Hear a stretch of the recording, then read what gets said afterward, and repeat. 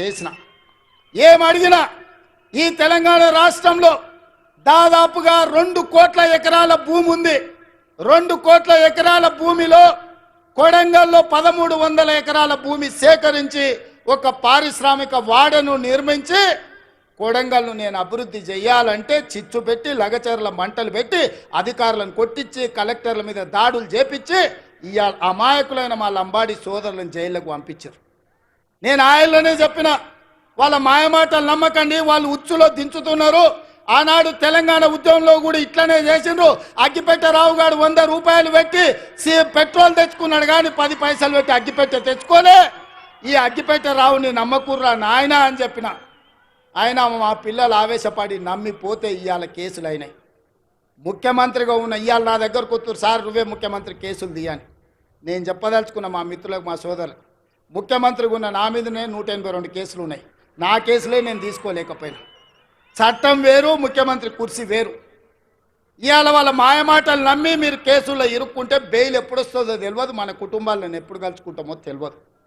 నేను అడగదలుచుకున్నా, మీ భూములు గుంజుకొని ఏం చేస్తాను? నేను సాప చుట్టి ఇంటికి తీసుకుపోతానా? నాకేం అవసరం ఉంది? ఇవాళ 1300 ఎకరాలు కొడంగల్లో భూమి తీసుకుంటే నేను పట్నం తీసుకుపోయేది ఉందా, లేకపోతే కొండారెడ్డిపల్లికి తీసుకుపోయేది ఉందా?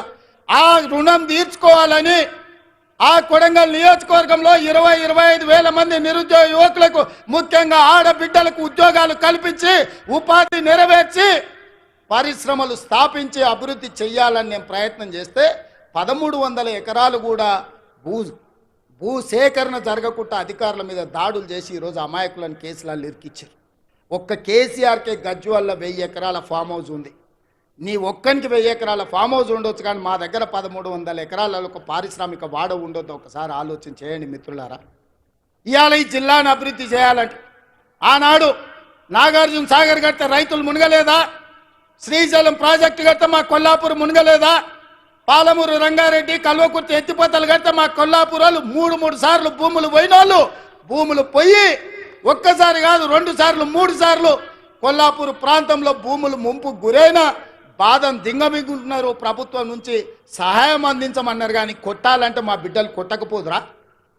ఆయల్లో అధికారుల మీద దాడులు చేయాలంటే శ్రీశైలం వస్తుండేనా, నాగార్జున సాగర్ పూర్తి అవుతుండేనా, జూరాల అవుతుండేనా? ఏటిగడ్డ పౌరుషం, నడిగడ్డ పౌరుషం మీకు తెలియదా? ఒకవేళ అడ్డుకోవాలంటే నడిగడ్డ మీద ఎవడైనా భూ సేకరణ చేస్తుండేనా? కానీ అభివృద్ధి జరగాలంటే ఏదో ఒక రైతు కొంత నష్టపోవాలి.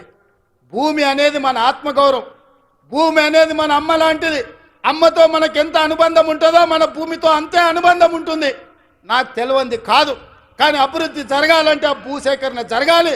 అందుకే వాళ్లకు కావలసినంత నష్ట పరిహారం ఇవ్వడం ద్వారా భూమిని సేకరించి పరిశ్రమలు పెట్టాలని నేను ప్రయత్నం చేస్తుంటే కేసీఆర్, కేటీఆర్, హరీష్ అడ్డుకుంటున్నారు. నేను అడుగుతున్నా, మీరు ఆలోచన చెయ్యండి అని. ఇవాళ వాళ్ళు అడ్డుకుంటారు, పోతారు. వాళ్ళకి ఫామ్ హౌజులు ఉన్నాయి, ఒక ఆయనకు జన్వాడలు ఉంది, ఒక ఆయనకు గజ్వేల్ ఉంది. వాళ్ళు సంతోషంగా ఉంటారు. మళ్ళీ ఈ జిల్లాకి ఎప్పుడైనా పరిశ్రమలు వస్తాయా?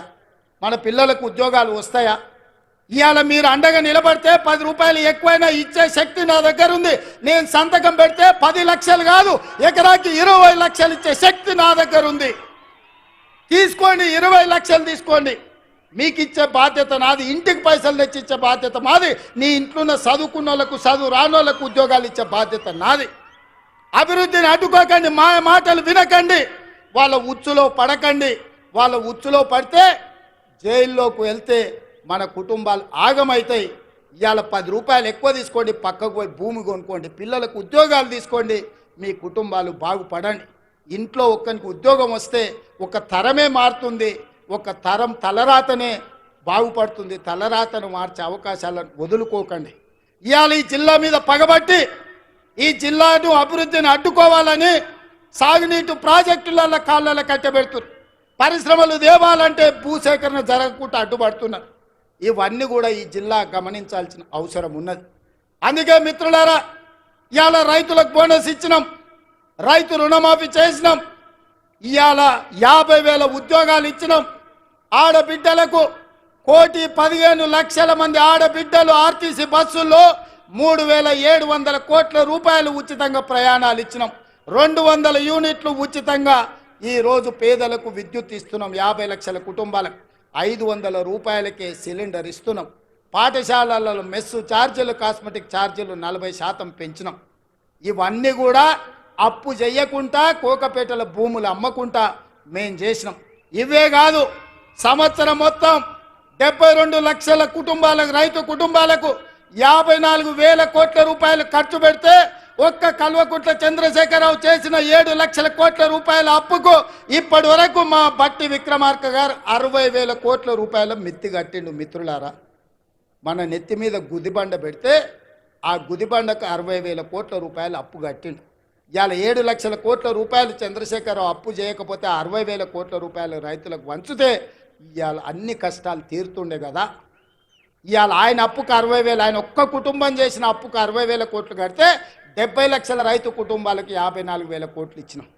అంటే ఆయన దోపిడీ ఏ లెవెల్లో సాగిందో, ఆ దోపిడీకి ఈరోజు మేము ఎట్లా బలైపోతున్నామో, తెలంగాణ బడ్జెట్ ఎట్లా కేసీఆర్ దోపిడీకి బలైపోయిందో మీరు ఒక్కసారి ఆలోచించండి.